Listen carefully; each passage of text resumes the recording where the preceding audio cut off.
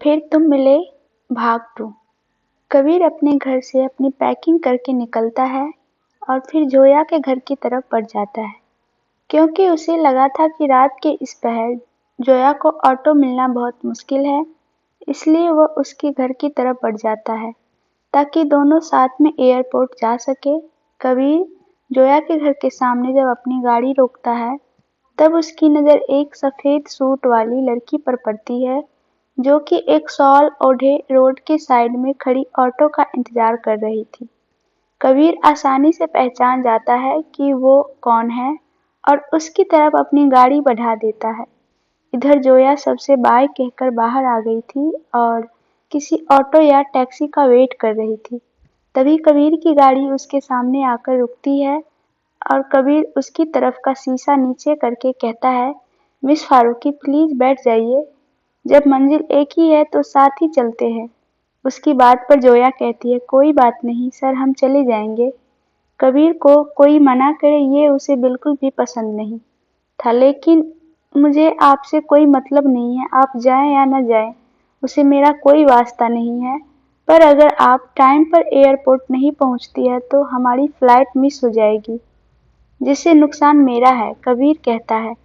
उसकी बात पर जोया धीरे से कहती है, अकरू खरूस घमंडी, और फिर उसकी कार में बैठ जाती है। कबीर भी गाड़ी को आगे बढ़ा देता है। गाड़ी में शांति पसरी हुई थी। जोया खिड़की के साइड से बाहर देख रही थी और कबीर गाड़ी ड्राइव कर रहा था। बीच बीच में जोया की तरफ भी देख लेता, पर जोया से नजरें मिलते ही झुका लेता। थोड़ी देर बाद दोनों एयरपोर्ट पर थे। जोया गाड़ी से उतरती है और अपना सामान लेकर के आगे बढ़ जाती है। दोनों की फ्लाइट थोड़ी देर में लैंड होती है और फिर दोनों उसी से भोपाल के लिए निकल जाते हैं। भोपाल, बेगम महल। अब जरा हम आप सबको कबीर की असलियत से रूबरू करवा दें। कबीर किसी गरीब परिवार के लड़के नहीं हैं, बल्कि भोपाल के नवाब है। हालांकि उसके अब्बू की हरकतों की वजह से तमाम काजियों और मौलवियों ने मिलकर के इसके अब्बू से नमाज का तख्त छीन करके उसके छोटे भाई कबीर के चाचा जान को दे दिया था। जब सबको कबीर में नवाब होने की सारी खूबियां नजर आने लगी, तो उन्होंने कबीर को नवाब बना दिया और अब कबीर नवाब थे भोपाल की रियासत के, और इसकी होने वाली बेगम बनती भोपाल की बहू बेगम। इस वजह से तमाम खातून कबीर की बीवी होने के खातिर मरी जा रही थी, पर कबीर भी किसी की तरफ नजर नहीं उठाते। कबीर और जोया भोपाल लैंड करते हैं। बाहर ही कबीर की गाड़ियां खड़ी थी। दोनों उसमें बैठ करके आगे निकल जाते हैं। कबीर की गाड़ियां बेगम महल के सामने रुकती है। कबीर जोया को उतरने को कहता है। आप नहीं उतरेंगे सर? उसकी बात पर कबीर कहता है, नहीं, हम आगे जो हवेली है उसमें रहते हैं। इसमें बेगम महल में केवल औरतें रहती हैं, आप जाइए, हमने अम्मी से कह दिया है, उन्होंने आपके रहने का इंतजामात कर दिए हैं, कबीर कहता है। उसकी बात पर जोया सर हिला करके उतर जाती है और कबीर की गाड़ियां आगे बढ़ जाती है। जैसा कि कबीर ने कहा था, जोया जैसे ही महल के अंदर एक कदम रखती है, राहिला बेगम तुरंत उसके सामने आ जाती है और उससे बात करने लगती है। वही कबीर की बहन जाहिरा, जो जोया की खूबसूरती को ही दूर से खड़ी निहार रही थी। जाहिरा जोया के पास आकर के कहती है, माशाअल्लाह कितनी खूबसूरत है, और आप उसकी बात को सुनकर के जोया हल्के से हंस देती है और कहती है, खूबसूरत तो सब होते हैं, बस आंखों का नजरिया होता है। इतना कह करके जोया जाहिरा की तरफ अपना हाथ बढ़ा देती है। जाहिरा भी मुस्कुराते हुए उससे हाथ मिलाती है। जोया धीरे से कहती है, माई सेल्फ जोया फारूकी। इसकी बात पर जाहिरा कहती है, जाहिरा, और हम आपको बहुत ही ज्यादा अच्छे से जानते हैं। भाईजान ने हमें बताया कि आप कितने काबिल हैं अपने काम में, और उन्होंने ना हमें बहुत सारे ताने भी दिए कि हमको आपके जैसा होना चाहिए, और तब से हम इंतजार कर रहे हैं कि आप जल्दी से बेगम महल आएं, ताकि हम भी देखें कि जिस इंसान की काबिलियत से हमारे भाई इतना ज्यादा इम्प्रेस हो गए हैं, जिन्हें कोई भी इंसान अपने से ज्यादा बेहतर नहीं लगता है, आखिर इंसान है कोई। इसलिए हम बहुत ज्यादा एक्साइटेड थे आपसे मिलने के लिए, और जब आप आ गई हैं तो आप प्लीज हमारे बगल वाले कमरे में ठहरिएगा। हमने वह कमरा आपके लिए तैयार करवा दिया है ताकि हम दिन भर आपसे बातें कर पाएंगे। उसकी बात पर जोया धीरे से हंस देती है और कहती है, अगर आप बुरा न माने तो क्या हम अपने कमरे में जा सकते हैं? दरअसल सुबह होने वाली है और हमें नमाज पढ़ना है नहा करके। उसकी यह बात राहिला बेगम को बहुत अच्छी लगती है। उन्होंने ऐसे ही तो लड़की चाहिए थी अपने कबीर के लिए, लेकिन इतनी जल्दबाजी में वह फैसला नहीं ले सकती थी। इसलिए वह जोया को अपना कमरा दिखाने के लिए बोल करके खुद नजमा बेगम के इधर चली जाती है।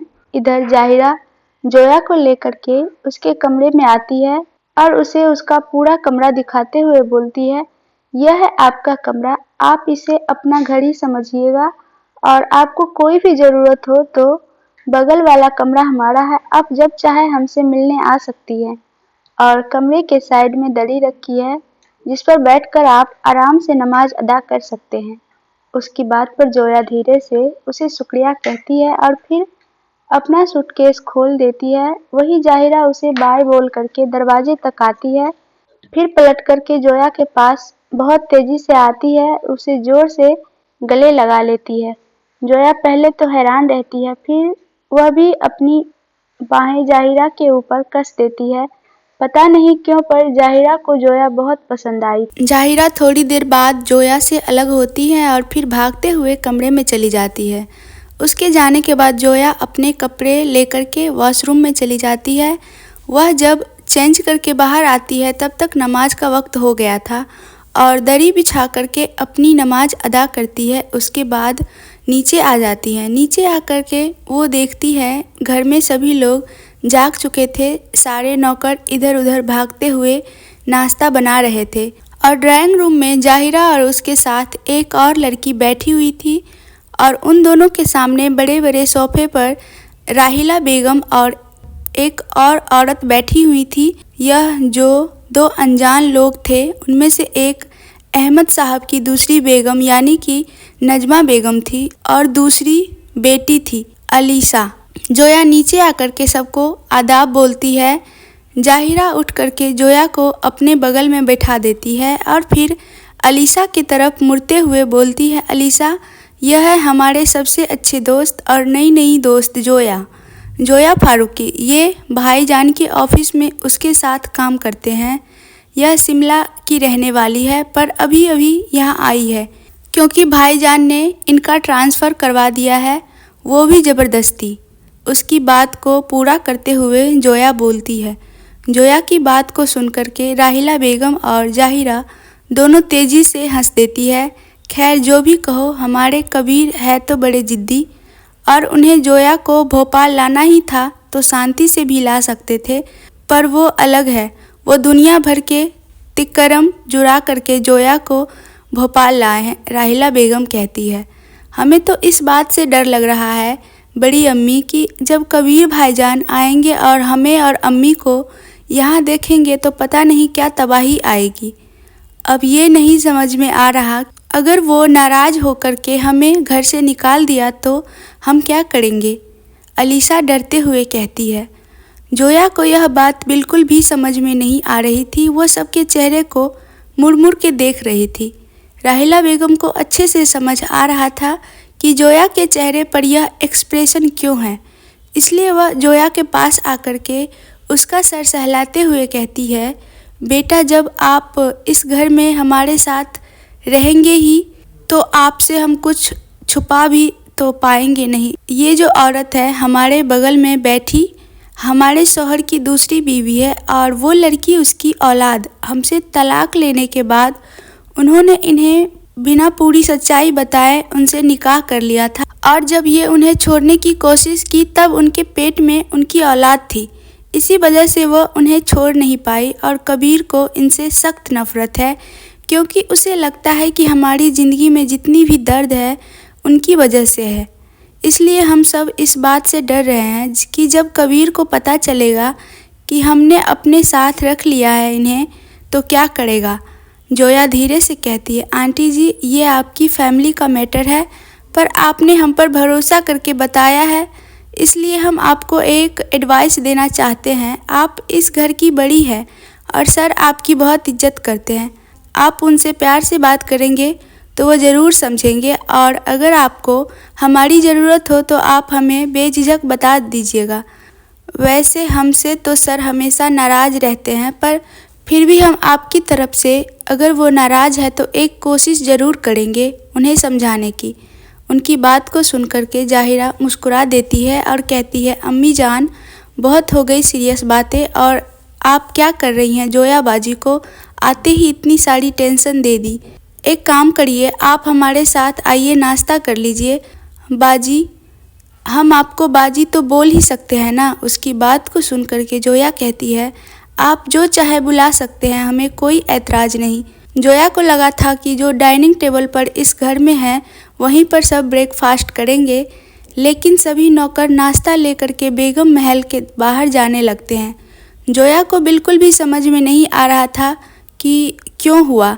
वो जाहिरा से कुछ पूछती है, उससे पहले वो बोलना चालू करती है, हम जानते हैं बाकी आपको समझ में नहीं आ रहा होगा कि सभी लोग नाश्ता लेकर के बाहर क्यों जा रहे हैं। दरअसल हम सब लोग नाश्ता बेगम महल और नवाबों की हवेली के बीच जो गार्डन है वहाँ पर करते हैं, ताकि सब भाईजान के साथ नाश्ता कर पाएँ। उसकी बात को सुनकर के जोया कहती है, हमको बात समझ में नहीं आई। आप अपने भाईजान से दूर क्यों रहते हैं? मतलब वो अलग घर में रहते हैं और आप इस महल में रहती है, ऐसा क्यों? उसकी बात पर वह कहती है, बाजी ये तो हमें भी नहीं पता, ये बहुत पहले से चला आ रहा है, और पहले जब पुराने वाले घर में रहते थे तब ऐसा कुछ भी नहीं था, लेकिन जब से हम हवेली में शिफ्ट हो गए हैं यहाँ पर सब कुछ बहुत अजीब अजीब हो रहा है। उस वाले महल में केवल भाईजान और उसकी होने वाली बेगम यानी कि भोपाल की बहू बेगम रहेंगी, और हम सब लोग इस महल में। यह कोई बात हुई भला? आप लोगों ने कभी इसके खिलाफ आवाज़ नहीं उठाई? यह बात सुनकर के जाहिरा कहती है, अम्मी जान को कभी गलत नहीं लगा और उनके खिलाफ जाने की हिम्मत हम में से किसी में भी नहीं है। तभी जाहिरा जोया का हाथ पकड़कर उसे खींचते हुए बाहर ले जाती है और कहती है, चलिए अब नाश्ता करते हैं। अलीशा और उसकी अम्मी दोनों महल में ठहरे हुए थे, क्योंकि जब तक राहिला बेगम कबीर से बात नहीं कर लेती तब तक वह दोनों कबीर के सामने नहीं आना चाहती थी। जोया का हाथ पकड़ करके खींचते हुए जाहिरा उसे बाहर ले आती है। जोया बाहर आकर के इधर उधर देखती है तो सभी लोग अपनी अपनी कुर्सियों पर बैठे थे। केवल 3 कुर्सियां खाली थी, जिसमें एक जाहिरा की थी, एक कबीर की और एक जोया की। जोया और जाहिरा भी आकर के राहिला बेगम के बगल में बैठ जाते हैं, और कबीर अपनी गार्ड्स के साथ सफेद रंग की पठानी कुर्ते में धीरे धीरे चलते हुए आ रहा था। सूरज की किरणें उसके चेहरे पर पड़ रही थी, जिनकी वजह से वह ज्यादा अट्रैक्टिव लग रहा था। जोया की नजर जब उस पर पड़ती है तो वो उस पर ही थम जाती है। उसकी नजरें उसके ऊपर से हट ही नहीं रही थी। वही कबीर अपनी सेक्रेटरी से कुछ बात करते हुए आ रहा था, और जब वो नजर घुमा करके सामने देखता है तो जोया तुरंत अपनी नजरें झुका लेती है। कबीर की नजर जोया के ऊपर पड़ती है तो वो भी ठहर जाती है। लाल रंग के अनारकली में नीचे सफेद रंग का लेगिंग्स और सफेद रंग का दुपट्टा रखे हुए आज भी किसी जन्नत से उतरी हुई परी की तरह लग रही थी। कबीर की नजरें जोया के ऊपर महसूस करते हुए राहिला बेगम मुस्कुरा देती है। उसके बाद कबीर को आवाज देते हुए कहती है, कबीर आइए, हमारे बगल में बैठिए, आप भी नाश्ता कर लीजिए। कबीर उसकी बात से होश में आता है और फिर उसकी तरफ बढ़ जाता है। वो आकर के जो कुर्सी बची हुई थी उस पर बैठ जाता है और अपना नाश्ता शुरू करता है। सभी लोग नाश्ता करते हुए बिल्कुल भी बात नहीं करते हैं। राहिला बेगम अच्छे मौके का इंतजार कर रही थी जब वह नजमा और अलीशा के बारे में कबीर से बात करे। आज सुबह से उन्हें कबीर का रवैया थोड़ा उखड़ा लग रहा था, इसलिए वो उससे बात करने में थोड़ा डर सी रही थी। वही जोया यह सोच रही थी कि 9 बजे तक तो नाश्ता ही हो रहा है, वो ऑफिस कब जाएगी, काम कब शुरू करेगी, उसे कुछ भी समझ नहीं आ रहा था। नाश्ता करने के बाद कबीर अपनी जगह से उठता है। बाकी सब लोग अभी भी नाश्ता कर रहे थे। कबीर ने बहुत कम खाया था। वह तुरंत उठ जाता है और जोया की तरफ मुखातिब होते हुए बोलता है, आधे घंटे के बाद आपके लिए कार यहाँ आ जाएगी। आप उसमें बैठ करके ऑफिस आ जाइएगा। वहां पर मैं आपको आपका काम और आपको क्या और कैसे करना है वो सब समझा दूंगा। और घर पर आपको कोई भी प्रॉब्लम होगी तो जाहिरा और अम्मी हैं आपके लिए, आप उनसे पूछ सकती हैं। पर एक बात याद रखिएगा, अब आप बेगम महल में रह रही हैं तो आपको बेगम महल के कुछ कायदे कानून निभाने होंगे। उसकी बात को सुनकर के जोया अपना सिर धीरे से हाँ में हिला देती है। उसके बाद कबीर वहां से चला जाता है। उसके जाने के बाद जोया धीरे से राहिला बेगम से कहती है, आंटी एक बात समझ नहीं आई, आप आज सर से बात करने वाली थी उस आंटी जी के बारे में, पर आपने बात तक नहीं की। उसकी बात को सुनकर के राहिला बेगम धीरे से कहती है, बेटा आपने खुद देखा कबीर का मूड थोड़ा उखड़ा उखड़ा है, तो इस वक्त बात करके हम उन्हें परेशान नहीं करना चाहते हैं, और अगर इस वक्त उससे बात की तो वो वैसे ही नाराज हो जाएंगे और पता नहीं क्या करे। वैसे तो आज आप भी बच के रहें, ऑफिस में पता नहीं क्यों भाई का आज मूड बहुत गुस्से में लग रहा है, तो आप भी कोई गलती मत करिएगा वरना आया गया सारा गुस्सा आपके ऊपर ही निकल जाएगा, जाहिरा कहती है। उसकी बात पर जोया कहती है, बात तो आपकी भी सही है, आया गया सारा गुस्सा हमारे ऊपर ही तो निकाल देते हैं, वैसे भी हम पंचिंग बैग है उनके। साड़ी की साड़ी जितनी भी परेशानी होती है उन सब का गुस्सा भी हमारे ऊपर निकालते हैं।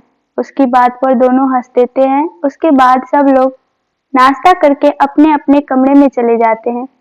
जोया अपने कमरे में आकर के अपना लैपटॉप ऑन करके अपनी पुरानी फाइल को चेक करती है और फिर आश्रम में फोन करके सबसे थोड़ी देर बात करती है।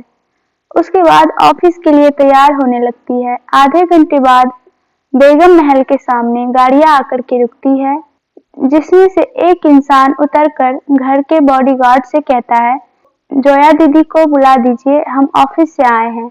उसकी बात को सुनकर के बॉडीगार्ड अंदर चला आता है और अंदर जाकर के बेगम से कह देता है कि कोई ऑफिस से आया है जोया दीदी को ले जाने के लिए। उसकी बात को सुनकर के बेगम जाहिरा को जोया को लाने के लिए कहती है। वो इस कमरे की तरफ बढ़ जाती है और उसके कमरे में आकर के उससे कहती है, नीचे गाड़ी आ गई है, आप चलिए, आपको ऑफिस जाना होगा। उसकी बात को सुनकर के जोया तुरंत अपना बैग उठाती है और जाहिरा के साथ नीचे आ जाती है। जोया जाकर उस इंसान के साथ आगे चलने लगती है और आकर के उस गाड़ी में बैठ जाती है और उसके बाद वो गाड़ी आगे बढ़ जाती है। करीब आधे घंटे बाद वो गाड़ी बहुत बड़े ऑफिस के सामने रुकती है और ड्राइवर आकर के दरवाजा खोलता है। जोया को ये बहुत अजीब लग रहा था कि उसने आज तक कभी भी ये सब एक्सपीरियंस नहीं किया था, लेकिन फिर भी वह गाड़ी से उतर करके धीरे से ऑफिस के अंदर की तरफ बढ़ जाती है। वो अंदर करके आगे बढ़ने ही वाली होती है, तभी रिसेप्शनिस्ट उसके पास आकर कहती है, आपका नाम जोया फारूकी है ना? उसकी बात पर जोया कहती है, जी हाँ, आप मेरे साथ आइए। इतना कह करके वो रिसेप्शन वाली लड़की आगे बढ़ जाती है। जोया भी धीरे धीरे अपने बैग को पकड़े हुए उसके पीछे पीछे चल रही थी। पूरा ऑफिस जोया को अजीब नजरों से घूर रहा था। जोया उस लड़की के साथ धीरे धीरे चल रही थी। वो उसे ला करके एक कैबिन के सामने खड़ा करती है और कहती है, यह आपका कैबिन है, आपका सारा काम आपको समझाने के लिए एक एम्प्लॉय है अंदर, आप उससे पूछ लीजिए, वो आपको सब कुछ बता देंगी। जोया धीरे से अपना सर हाँ में हिला देती है और शुक्रिया कहती है। उसके बाद वह लड़की वहां से चली जाती है। जोया दरवाजा खटखटा करके अंदर आती है। अंदर एक लड़की खड़ी थी जो जोया को देख करके गुड मॉर्निंग कहती है और फिर उसे आकर के कुर्सी पर बैठने को कहती है। जोया आकर के अपनी कुर्सी पर बैठ जाती है। उसके बाद वो लड़की उसे उसका काम समझाने लगती है। जोया भी सारी चीजों को बहुत ही ध्यान से सुन रही थी ताकि उसके काम में कोई भी कमी ना आए और कबीर को उसे डांटने या ऑफिस से कुछ भी कहने का कोई भी मौका ना मिले। वो लड़की जोया को उसे काम समझाने के बाद वहां से चली जाती है और जोया अपना बैग साइड में रख करके अपना काम शुरू करती है। जोया को मालूम था कि उसे क्या करना है, इसलिए उसका काम आसानी से हो रहा था। उधर कबीर अपने केबिन में बैठ करके जोया के केबिन की फुटेज देख रहा था। जोया को अपना काम मन लगा के करते देखकर उसे तसल्ली मिलती है कि वो एक सही इंसान को अपनी भोपाल वाली ब्रांच में लाया है। जोया को काम करते करते करीब 3 घंटे हो गए थे और उसे अब चाय की तलब लग रही थी, लेकिन उसे यहाँ ये मालूम नहीं था कि कैंटीन कहाँ है, इसलिए वो अपने केबिन से बाहर आती है। उधर कबीर जोया के केबिन से बाहर आता देख करके समझ जाता है कि उसे चाय की तलब लगी है, इसलिए वो अपने सेक्रेटरी को जोया के पास जाकर के उसे कैंटीन तक ले जाने को कहता है। उसकी सेक्रेटरी जोया के पास आकर के उसे कैंटीन का रास्ता बताती है और जोया उसे थैंक यू कह करके कैंटीन में चली जाती है और वहां पर अपने लिए एक चाय का कप ऑर्डर कर देती है। उसके बाद वो अपनी चाय वहां बैठ करके पी रही थी, तभी एक लड़की जो उसी ऑफिस में काम करती थी वह आकर के जोया के बगल में बैठ जाती है और उससे बातें करने लगती है। जोया जल्दी किसी से दोस्ती नहीं करती थी, लेकिन उस लड़की के फोर्स करने पर वो उससे दोस्ती कर उधर कबीर को जोया का उस लड़की से ज्यादा बात करना पसंद नहीं आता है, इसलिए वो तुरंत अपनी जगह से उठता है और कैंटीन की तरफ बढ़ जाता है और अपना फोन में कैंटीन के फुटेज को देख रहा था। तभी उसकी नजर जोया पर पड़ती है, जो कि उस लड़की से दूर हट करके वापस अपने केबिन की तरफ बढ़ जाती है। कबीर के कदम जहाँ थे वहीं रुक जाते हैं और वो वापस अपने केबिन में चला जाता है। वही सारे एम्प्लॉय अपने बॉस को ऐसे अजीब हरकत करते देख हैरान थे। वहीं कबीर को इन सब से कोई भी मतलब नहीं था, वह अपने में ही मस्त रहता था। इधर जोया अपने केबिन में आ चुकी थी और उसे जो चाय की तलब लगी थी वह भी शांत हो चुकी थी, इसलिए वह वापस अपना काम करने लगती है। इधर घर में राहिला बेगम कबीर के लिए रिश्ते देख रही थी, क्योंकि अब कबीर की उम्र शादी के लिए हो गई थी। उन्हें लड़कियों की फोटो देखता पा करके जाहिरा उसके पास आकर के कहती है, अम्मी अब आप क्यों कबीर भाईजान के लिए लड़की ढूंढ रही है? अपनी जोया दीदी है ना, उनसे ही निकाह करवा दीजिए। वैसे भी कुछ दिनों बाद फिल्मों की तरह बॉस और उसकी एम्प्लॉय को आपस में प्यार हो ही जाएगा। जब दोनों खुद ही आपसे शादी की बात करने आएंगे, उनसे बेहतर है कि आप किसी भी लड़की को कबीर भाईजान के लिए ना देखें और उनकी शादी का वक्त आने पर जोया दीदी से करवा दे। उसकी बात को सुनकर के राहिला बेगम कहती है, बेटा हम भी तो यही चाहते हैं, पर अगर जोया ने मना कर दिया तो हम क्या करेंगे? जरा सोचिए, और अब तो कबीर की उम्र भी 30 साल हो गई है और कितना रुकेंगे हम उसके लिए? हम कोशिश करेंगे जोया से बात करने की, पर पहले हम उन्हें परखना चाहते हैं कि क्या वह भोपाल की बहू बेगम बनने के काबिल है भी या नहीं, क्योंकि आप भी जानती है भोपाल की बहू बेगम के ऊपर कितनी जिम्मेदारियां होंगी। इसलिए हम पहले उन्हें परखना चाहते हैं कि क्या वह इन सभी जिम्मेदारियों को निभा पाएंगी, और अगर उन सभी जिम्मेदारियों को निभाने के बाद वो शादी के लिए तैयार है तो आपकी भाभी जान जोया ही बनेंगी। दोनों माँ बेटी आपस में ही बातें कर रही है। इस बात से अनजान कि एक इंसान उन दोनों से छुप करके उसकी बातें सुन रहा है। जहाँ पर वो बैठी थी उसके पीछे की जो पिलर था वहां पर जन्नत खड़ी थी। जोया की शादी कबीर से तय हो रही है। यह बात को सुनकर के उसका खून खौल उठता है। जन्नत कबीर के चाचा जान की बेटी थी। कबीर के चाचा जान ने कबीर को रियासत इसलिए सौंपी थी क्योंकि वो चाहते थे कि आने वाले वक्त में कबीर और उनकी बेटी जन्नत का निकाह हो जाए और भोपाल की बहू बेगम जन्नत बने। हालांकि उन्हें ये कभी भी नहीं सोचा था कि राहिला बेगम घर की लड़की को छोड़ करके किसी और लड़की को कबीर के लिए चुन लेंगे। उन्हें लगा था कि जन्नत को अपने पास में देख करके वो कबीर का निकाह जन्नत से ही करवा देंगे, जैसा कि बाकी मुसलमानों के यहाँ होता है। पर राहिला बेगम को शुरू से ही जन्नत नापसंद थी। जन्नत के बात करने का तरीका और उसके तमाम चीजों को देखते हुए उन्होंने यह फैसला लिया था कि वह कभी भी जन्नत को अपने कबीर की दुल्हन नहीं बनने देंगे। पर आगे क्या होता है यह तो केवल अल्लाह जानते हैं। कबीर का निकाह जोया से होगा या फिर जन्नत से, यह बात कोई नहीं जानता, और अगर कबीर का निकाह जोया से होता है तो क्या जोया इस निकाह को अपनाएंगी? शाम के 6 बज चुके थे और जोया ने अपना आज का पूरा काम कंप्लीट कर लिया था। वही ऑफिस के ज्यादातर एम्प्लॉय चले गए थे, लेकिन जोया और कुछ गिने चुने लोग वहां बचे थे जिन्हें अपनी नाइट शिफ्ट करनी थी। कबीर इसी बात के इंतजार में था कि जल्दी से जोया अपना काम पूरा करे और फिर वह उसे साथ लेकर के ही घर जाए। उसे नहीं मालूम था वह जोया का इंतजार क्यों कर रहा है, पर उसे जोया का इंतजार करना अच्छा लग रहा था। वहीं जोया इस बात से अनजान थी कि कोई घर जाने के लिए उसका इंतजार कर रहा था, और उसे इस बात का बिल्कुल भी अंदाजा नहीं था कि कबीर उसके लिए रुक करके इंतजार करेगा। इसलिए वह अपना काम खत्म करके सीधे बाहर निकल जाते हैं। वही उस वक्त कबीर एक जरूरी कॉल पर था, इसलिए वह जोया का बाहर जाना नहीं देख पाता। जोया बाहर आकर के अपने फोन में गूगल मैप्स खोलती है और बेगम महल डालती है। गूगल पर ही बेगम महल शो कर रहा था। जोया एक टैक्सी पकड़ती है और उसी में बैठ करके घर के तरफ निकल जाती है। करीब आधे घंटे का रास्ता था। वहीं कबीर जब अपनी कॉल खत्म करता है और वापस से फुटेज देखता है तो जोया को उसके कैबिन में ना पा करके वह हैरान हो जाता है, लेकिन फिर यह सोचता है कि शायद वह वॉशरूम में हो और रुक कर के 5 मिनट इंतजार करता है।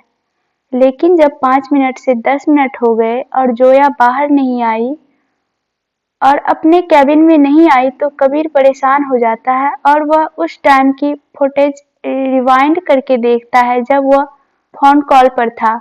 उसमें जब नजर आता है कि जोया बहुत देर पहले ही अपनी जगह से जा चुकी थी तो उसे बहुत तेज गुस्सा आता है, लेकिन अपने गुस्से में उसे यह ख्याल नहीं आता है कि उसने उससे नहीं कहा था कि वह उसके साथ घर जाए, इसलिए उसका बिना बताए उसे घर जाना उसे बिल्कुल भी बुरा नहीं लगना चाहिए था।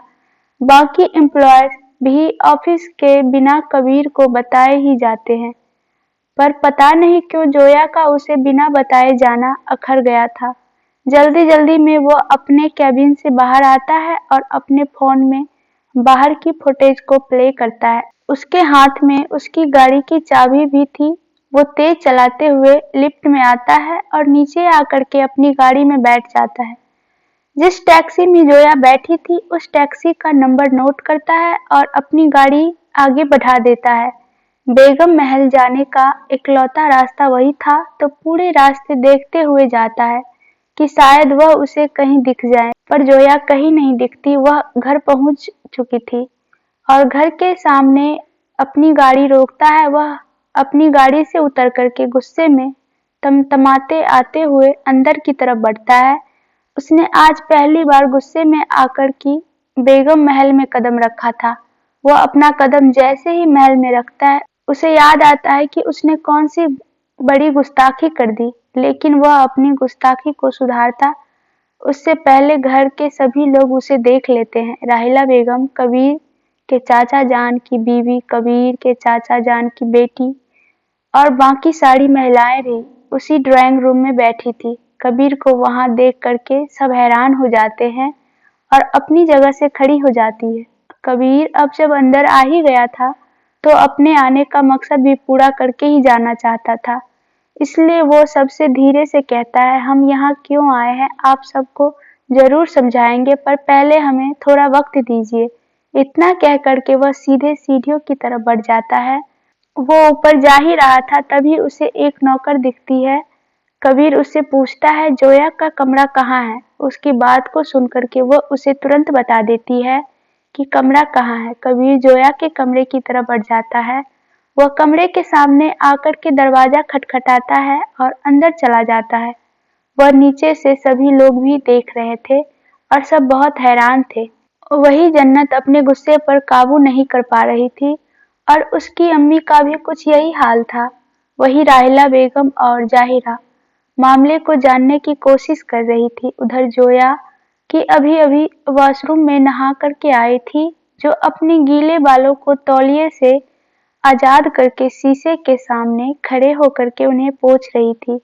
वह कबीर को अचानक देख करके हैरान रह जाती है और तुरंत करवट बदल करके खड़ी हो जाती है वही कबीर जोया को देख करके कमरे के अंदर आता है और दरवाजा तेजी से बंद कर देता है।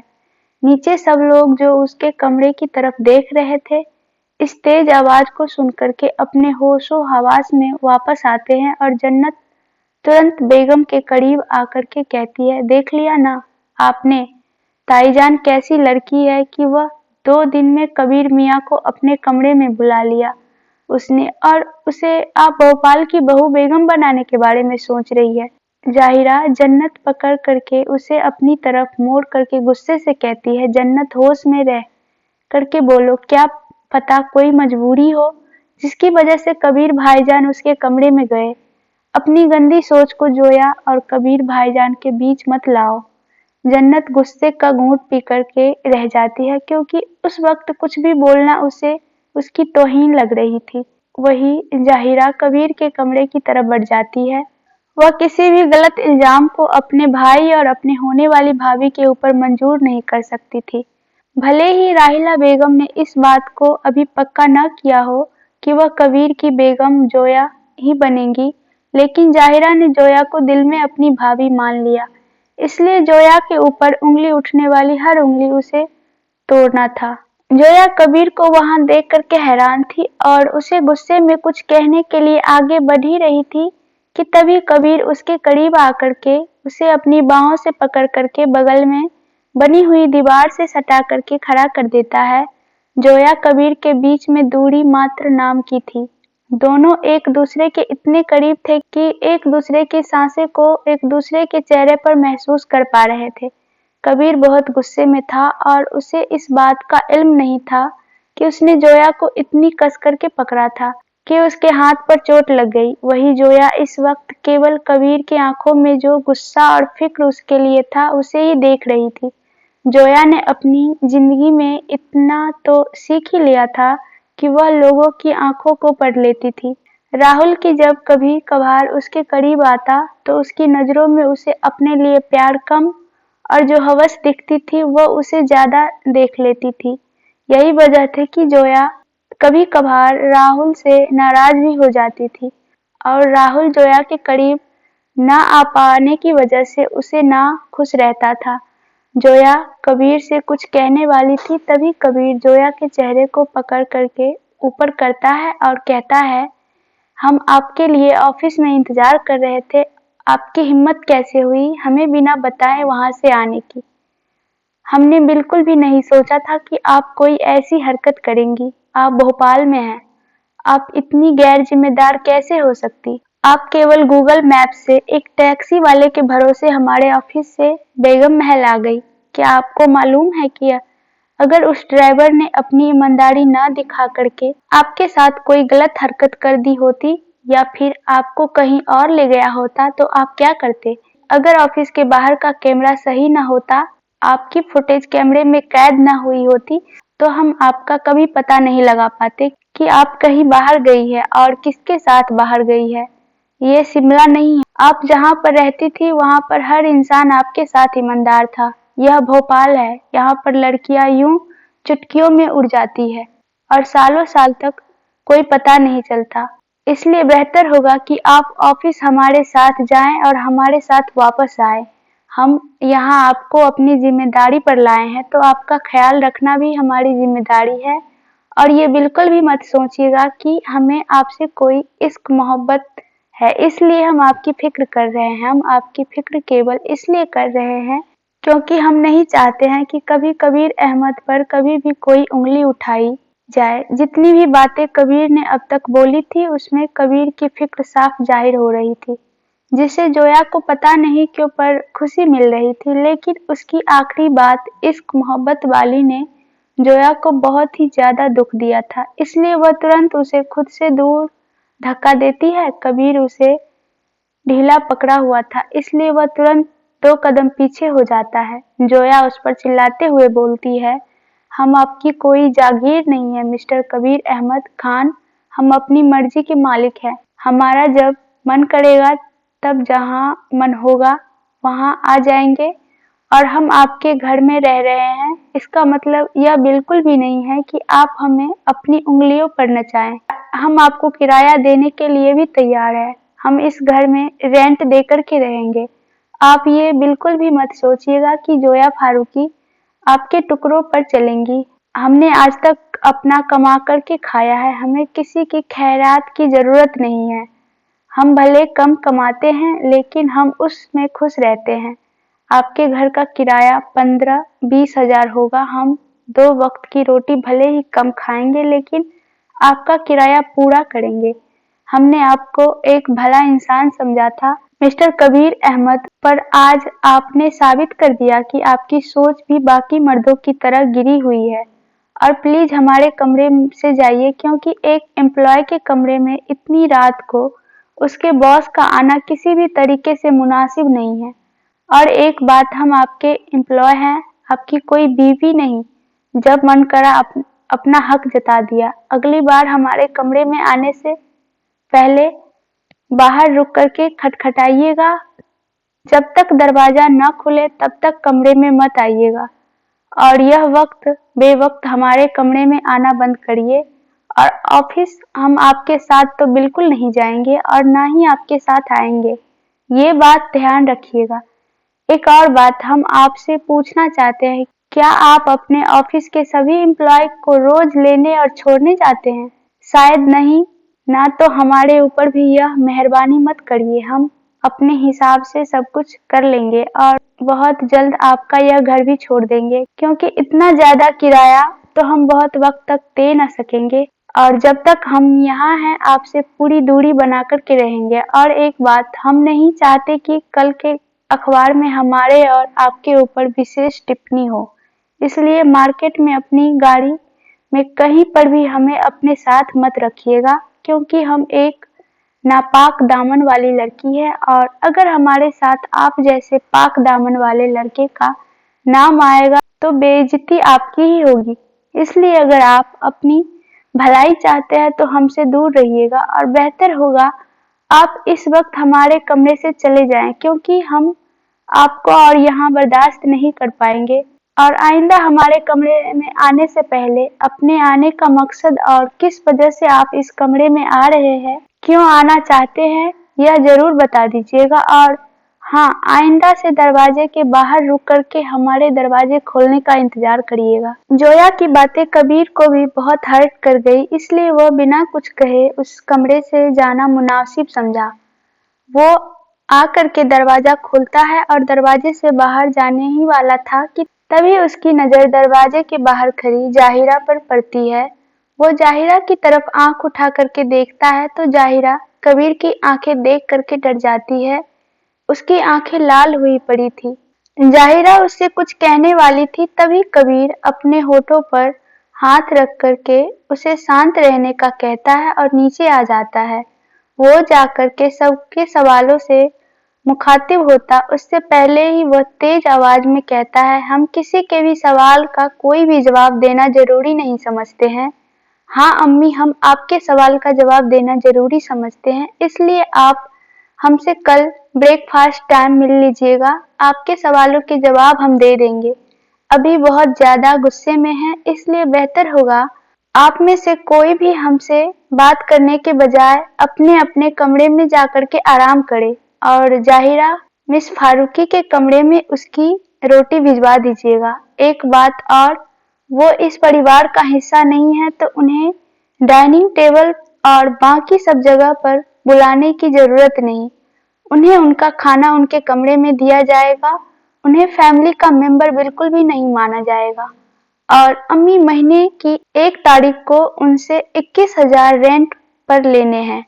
राहिला बेगम को समझ नहीं आया कि अचानक से कबीर को क्या हो गया जो उनसे यह सब कह रहा, लेकिन वह कुछ कहती तभी उसकी नजर जाहिरा पर पड़ती है, जो कि कबीर के पीछे खड़ी थी और अपने होठों पर हाथ रख करके उन्हें चुप रहने का इशारा कर रही थी। जाहिरा की बात को मानते हुए राहिला बेगम उस वक्त चुप रहना मुनासिब समझती है। वही जन्नत कबीर के दिल में जोया के लिए जो नाराजगी थी उसे देख करके मुस्कुरा देती है। पहले उसने सोचा था कि कहीं जोया के आने के बाद कबीर और उसके निकाह पर मुश्किल न पड़ जाए, लेकिन इस वक्त कबीर के दिल में जोया के लिए जो नफरत है बस उसे उसमें थोड़ी सी हवा देनी थी, और थोड़ी सी हवा देने के बाद जाहिरा और राहिला बेगम के दिल में जो कबीर और जोया के निकाह को लेकर के ख्याल है, वह अपने आप मर जाएंगे।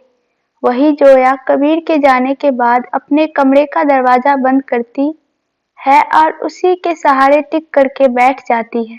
उसने कबीर से गुस्से गुस्से में आकर के बहुत ज्यादा बोल दिया था, हालांकि उसे पछतावा भी हो रहा था, पर उसे दूसरी तरफ कबीर की भी गलती नजर आ रही थी। क्या कबीर ने उससे कहा था कि वो उसके लिए इंतजार कर रहा है या उसके साथ आएगा? उसे नहीं पता था ना। कबीर ने खुद सामने से आकर के एक बार उसे बताया था कि वो उसके साथ जाएंगी। उसे नहीं मालूम था कि कबीर उसके लिए इंतजार कर रहा है। अगर उसे मालूम होता कि कबीर क्या कोई भी उसके लिए इंतजार कर रहा है तो उसके साथ आ जाती, जिसकी वजह से जोया को बुरा भी लग रहा था। जोया को भी हर्ट हुआ था। वो सोच रही थी कि अगर कबीर चाहता तो एक बार उसके सामने आकर के उससे आराम से पूछ सकता था, पर कबीर ने सीधा आकर के उसे सुना दिया और अपना फैसला सुना दिया।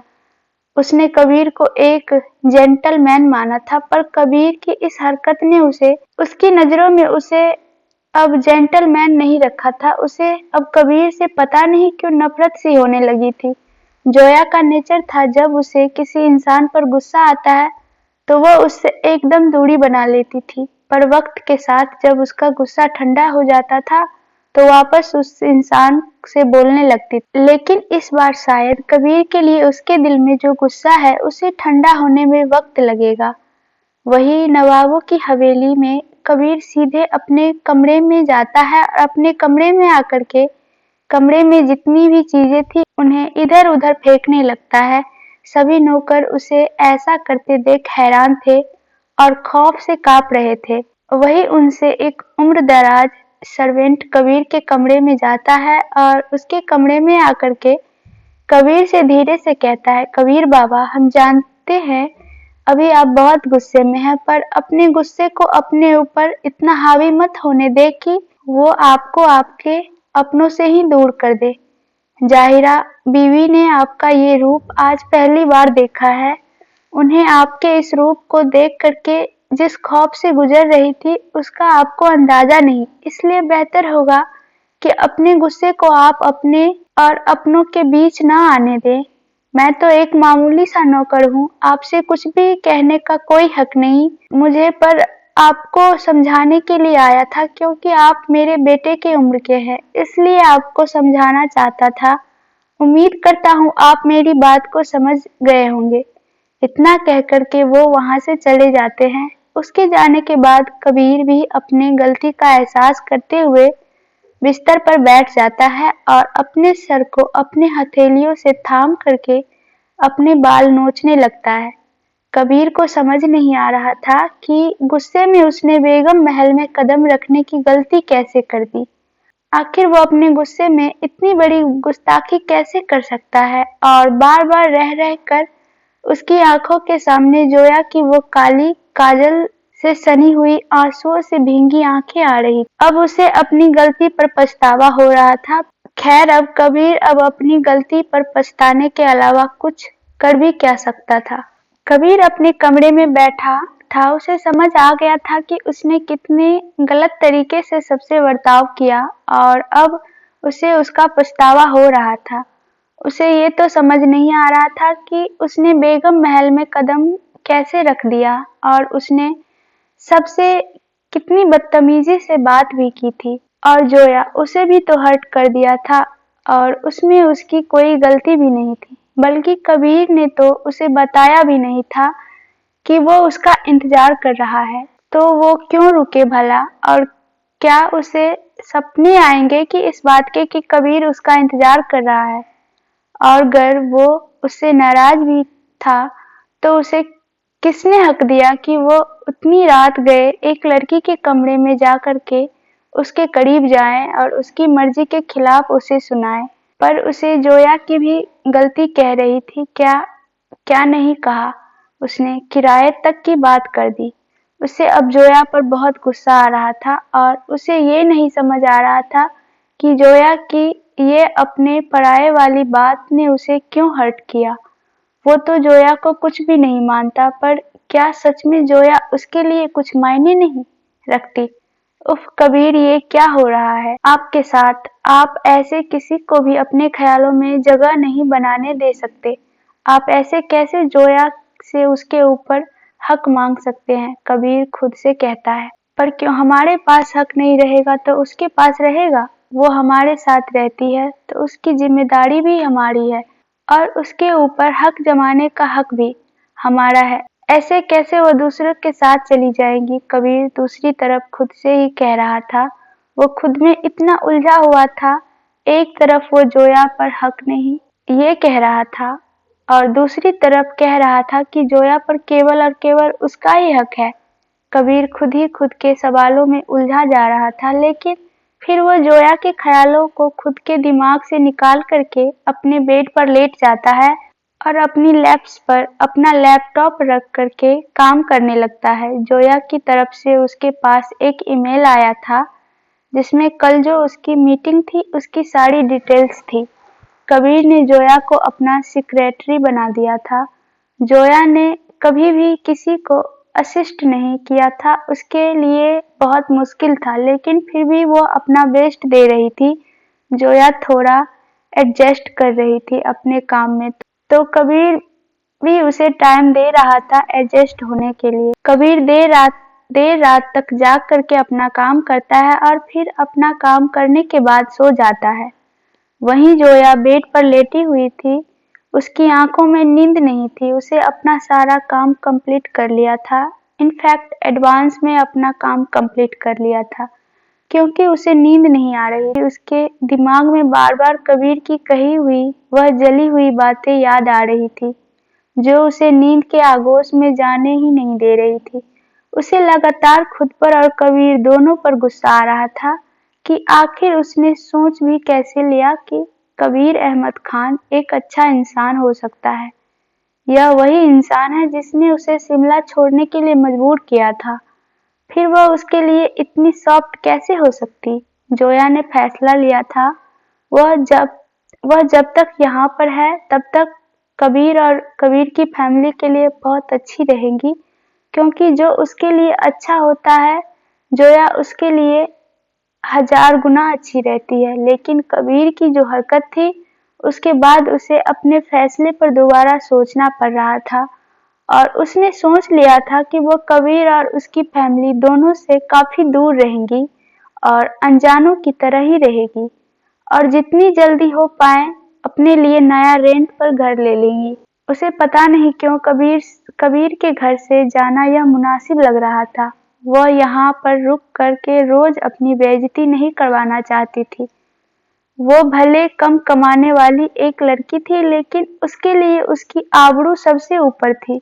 उसने पहले यह सोचा भी नहीं था कि कबीर उसके साथ ऐसा बर्ताव करेगा, लेकिन उसकी इस हरकत ने जोया को कबीर को लेकर के उसने जो अपने मन में जगह बनाई थी उससे लेकर के एक फिर सोचने के लिए मजबूर कर दिया।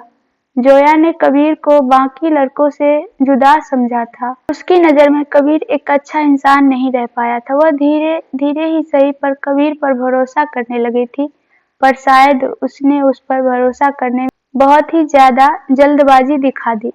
इसकी खामियाजा कबीर की खरी खोटी सुनकर के उसे भुगतना पड़ा। जोया कभी भी किसी पर जल्दी भरोसा नहीं करती थी, लेकिन फिर भी उसने अपने आदत के खिलाफ जाकर के कबीर पर भरोसा किया और हमेशा की तरह इस बार भी धोखा खाया।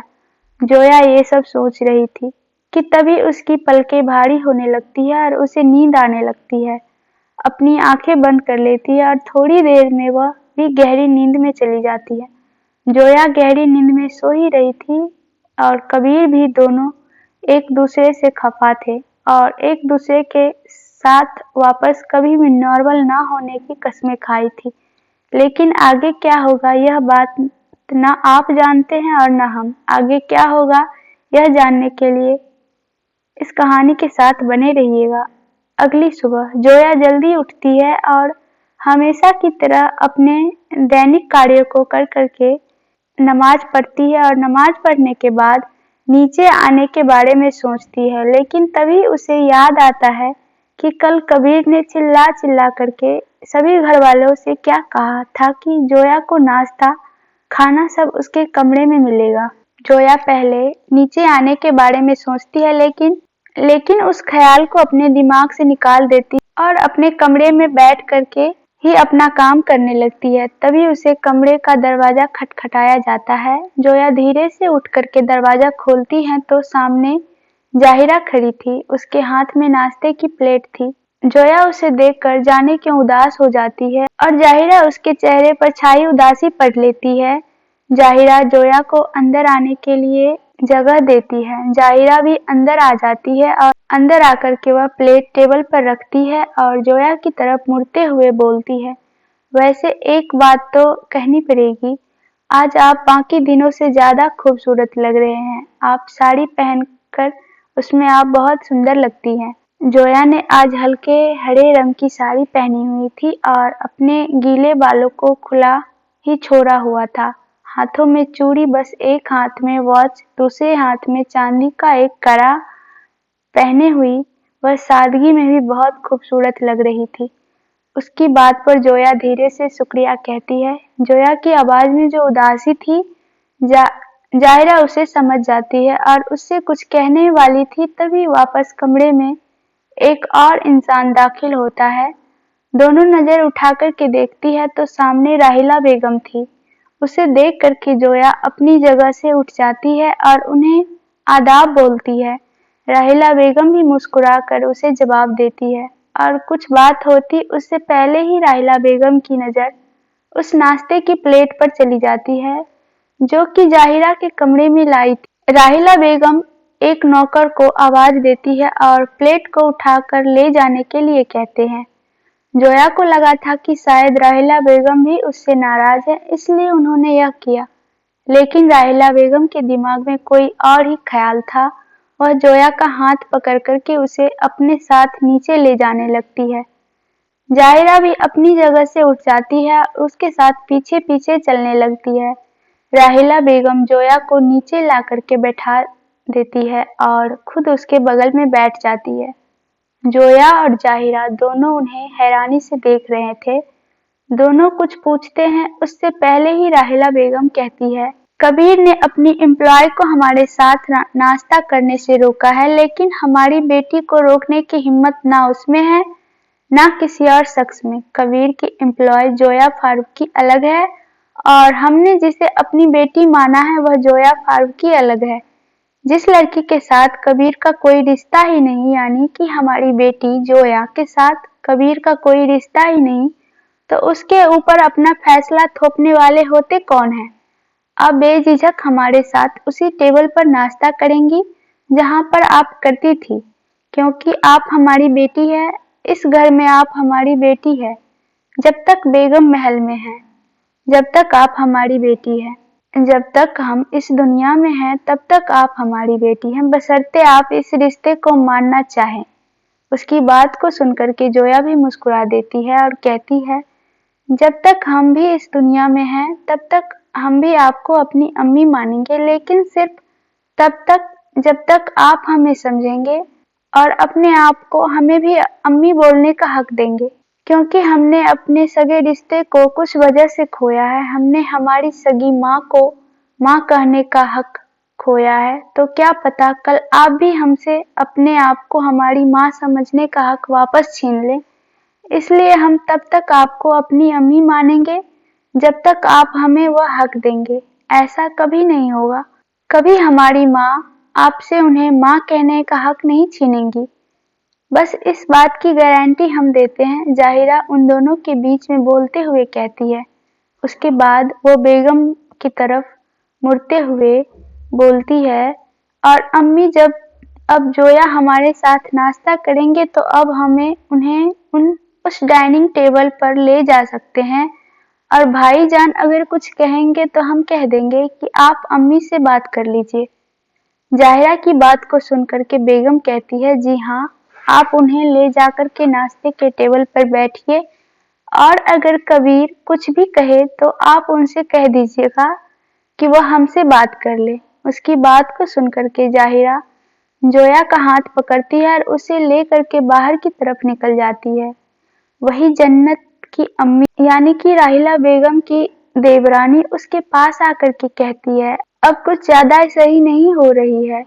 कल की आई लड़की के लिए आप हमसे उम्र में बड़ी हैं, इसलिए हम आपकी इज्जत करके आपको समझा रहे हैं। देखिए, आजकल की लड़कियों का कोई भी भरोसा नहीं होता, यह कभी भी कुछ भी कर सकती है, थोड़ा बच के रहिएगा। वैसे भी वह अनजान लड़की और कल की आई है और आज आप ही उसको अपनी बेटी मान ली। हमारी बेटी जन्नत को तो आज तक आपने कभी भी अपनी बेटी नहीं माना। उसे हमने अपनी बेटी इसलिए माना है क्योंकि उसे कर्म वैसे है। उसने हमसे इज्जत से बात की तो बदले में हम भी उससे इज्जत बख्शे। जरा पूछिए अपनी बेटी से कितनी दफा हमसे इज्जत से मुखातिब हुई है। वो राहिला बेगम कह करके निकल जाती है। जन्नत की अम्मी रिदा गुस्से में घूंट पी करके रह जाती है और उसे बहुत तेज गुस्सा आ रहा था, इसलिए वह सीधे जन्नत के कमरे में जाती है और उस पे चिल्लाते हुए कहती है, तुमने कहा था तुम बहुत जल्दी ही कबीर को हासिल कर लोगी। कब तक हासिल करोगे तुम उसे? यह बड़ी बेगम को इज्जत दे करके परेशान हो गए हैं हम। यह तो तुम भूल ही जाओ कि कभी भी तुम्हारा निकाह कबीर से करवाएंगे, क्योंकि उन्हें जैसे नफरत है तुमसे, कोई बैर पाल रखा है उन्होंने तुमसे। इसलिए बेहतर होगा कि तुम कबीर को हासिल करो, उससे नजदीकियां बढ़ा, उसे अपने करीब लाओ और खुद उसके करीब जाओ, क्योंकि राहिला बेगम का जो रास्ता था तुम्हें कबीर तक पहुंचाने का, वह तो हमें बंद होता नजर आ रहा है। जन्नत अपनी अम्मी की बात को सुनकर के कहती है, हम कैसे जाएं कबीर के करीब? अम्मी जरा सोचिए, वो दिन भर ऑफिस में रहते हैं, ऑफिस से आकर के वह हवेली चले जाते हैं। जरा सा वक्त होता है नाश्ते का जिसमें हम उसके साथ रहते हैं, तो उसमें पूरा परिवार रहता है। हम कैसे जाएं कबीर के करीब? हमने आपसे कहा है कि किसी दिन करीब को इस महल में बुलाएं, तो आपने कहा कि कबीर का इस महल में आना असंभव है क्योंकि ये हमारे उसूलों के खिलाफ है। हमने आपसे कहा कि कबीर की अम्मी से बात करे या फिर कबीर से बात करे कि वो हमें अपने ऑफिस में जॉब दे दे। आपने उस पर भी इनकार कर दिया। अब जरा हमें बताएं, हम कैसे जाएं उसके करीब?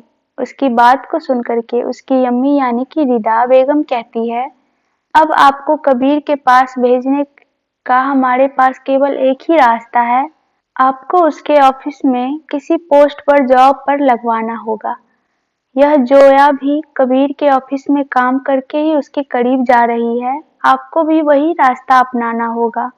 हम आज ही आपके अब्बू से बात करते हैं कि आप बहुत दिनों से घर में अकेले बैठे बैठे बोर हो रही हैं, आपको भी काम पर जाना चाहिए। और अगर आपके अब्बू कबीर से कहेंगे तो बेशक वह जरूर मान जाएंगे। जन्नत भी उसकी बात पर हाँ में सिर हिला देती है। उसके बाद रिदा बेगम वहां से चली जाती है।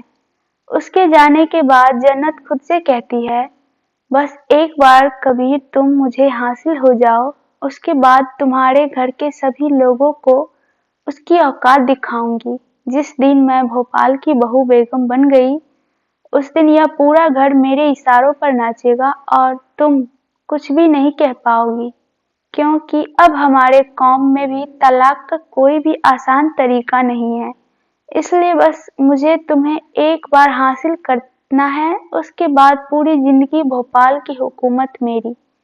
मैं बेशक तुमसे मोहब्बत नहीं करती, लेकिन तुम्हारी उस तमाम ताकतों और हुकूमत से जरूर मोहब्बत करती हूँ। मैं भले ही अख्तर से मोहब्बत करती हूँ, लेकिन मैं निकाह तुमसे ही करूंगी और तुमसे निकाह करने के बाद अख्तर के साथ अपनी मोहब्बत मुकम्मल करूंगी, तुमसे छुप करके। लेकिन मैं तुम्हें और तुम्हारी हुकूमत को जरूर हासिल करूंगी, क्योंकि इस घर में हमने हमेशा ही बेइज्जती सही है, तो इसका जवाब तो तुम्हें और तुम्हारी अम्मी और तुम्हारी उस बहन को जरूर दूंगी मैं।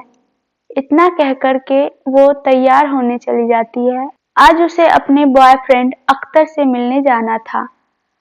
जोया ऑफिस के लिए तैयार हो रही थी। उसे आज नाश्ते के टेबल पर आई जरूर थी, पर कबीर किसी इम्पोर्टेंट काम की वजह से सुबह जल्दी निकल गया था, इसलिए कबीर के साथ उसका नाश्ता पर भी मिलना न हो पाया।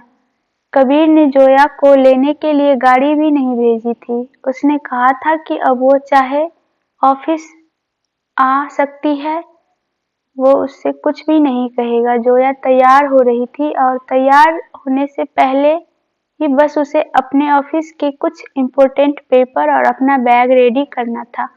वो रेडी करके नीचे आ जाती है और सबको बाय बोल करके अपने ऑफिस के लिए निकल जाती है। उसने एक टैक्सी बुक कर ली थी। वह घर के बाहर ही खड़ी थी। वह बाहर आकर के उस टैक्सी में बैठती है और ऑफिस की तरफ निकल जाती है। उसकी टैक्सी के पीछे पीछे एक कार, काले रंग की गाड़ी चल रही थी जिसमें एक इंसान बैठा हुआ था। जैसे ही जोया इस टैक्सी में बैठती है और उसकी टैक्सी आगे बढ़ जाती है, वह इंसान किसी को फोन करता है और कहता है मैडम टैक्सी में बैठ गए हैं, और उसकी गाड़ी भी आगे बढ़ गई है। उधर से कुछ कहा जाता है जिसे सुनकर के वो आदमी अपनी गाड़ी जोया की गाड़ी के पीछे लगा देता है। जोया इन सब से बेखबर अपनी गाड़ी में बैठ करके आज जो कबीर की मीटिंग थी, जिसे जोया को रिप्रेजेंट करना था, उसकी तैयारी कर रही थी। वही आदमी जोया की गाड़ी को लगातार फॉलो कर रहा था। जोया ने भी इस बात को एब्जॉर्व किया था, लेकिन फिर वह इग्नोर कर देती है। आधे घंटे बाद उसकी टैक्सी उसके ऑफिस के सामने रुकती है। जोया उससे उतर करके अंदर तरफ चल जाती है।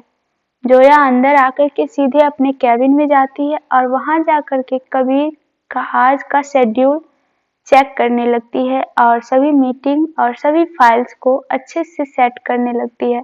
वहीं वह आदमी वापस से अपनी गाड़ी मोड़ करके दूसरी तरफ चला जाता है। कबीर की सारी मीटिंग आज दोपहर के लंच के बाद की नहीं थी, इसलिए जोया भी ज्यादा प्रेशराइज्ड नहीं थी। इसलिए वह जल्दी से अपना अभी का काम खत्म करती है और कैंटीन की तरफ बढ़ जाती है। आज वह बिना नाश्ता करे आई थी, मतलब उसने नाश्ता करा था लेकिन केवल नाम का। उसने बहुत कम खाया था क्योंकि डाइनिंग टेबल पर राहिला बेगम और जाहिरा को छोड़ करके सब लोग उसे बहुत ही अजीब तरीके से घूर रहे थे, इसलिए उससे ज्यादा खाना खाया नहीं गया। इसलिए वह भूखे पेट ही चली आई थी। वह कैंटीन में आकर के अपने लिए चाय और सैंडविच ऑर्डर करती है। अपना ऑर्डर लेकर के कुर्सी पर बैठ जाती है। वह उस पर बैठी हुई थी कि तभी उसके बगल में एक और लड़की आकर के बैठ जाती है। वह वही लड़की थी जिसने कल जोया से फ्रेंडशिप की थी। दोनों थोड़ी सी बात करते हैं। जोया को वह थोड़ी अच्छी लगी थी, इसलिए जोया उससे कहती है यहाँ पर कहीं पर भी कोई भी फ्लैट रेंट पर मिल सकता है, मतलब बहुत ज्यादा कॉस्टली ना हो। उसकी बात पर वो लड़की यानी कि रिया कहती है मैं जिस फ्लैट में रहती हूँ ना, उसका रेंट बहुत ज्यादा है और मैं ज्यादा रेंट पे नहीं कर सकती इतना ज्यादा, इसलिए हम क्यों ना वही फ्लैट शेयर कर ले। वैसे मैं अब तक जिस लड़की के साथ रहती थी उसका ट्रांसफर हो गया, वह कहीं दूसरी जगह चली गई है, इसलिए अब मैं या तो दूसरा फ्लैट ढूंढ रही हूँ या फिर उसी में उतना ज्यादा किराया दे के रहूं। 2 लोग देते थे तो एडजस्ट हो जाता था, इसलिए अगर तुम चाहो तो तुम मेरे फ्लैट को मेरे साथ शेयर कर सकती हो। जोया को इसकी बात अच्छी लगती है। जोया कहती है ठीक है, इस सैटरडे को जब ऑफ रहेगा तब तुम मुझे अपना एड्रेस सेंड कर देना, मैं आ जाऊंगी और सब देख लेंगे। उसके बाद अगर मुझे सही लगा तो मैं तुम्हारे साथ ही रह लूंगी। ओके। उसकी बात को सुनकर के रिया कहती है डन। अब तुम भी जाओ वरना बॉस तुम्हारी भी क्लास ले लेंगे। सुबह से जब से आए हैं किसी न किसी पर चिल्लाए जा रहे हैं। तुम भी जाओ, मैं भी जा रही हूँ, वरना हम दोनों को बलि का बकरा बना देंगे।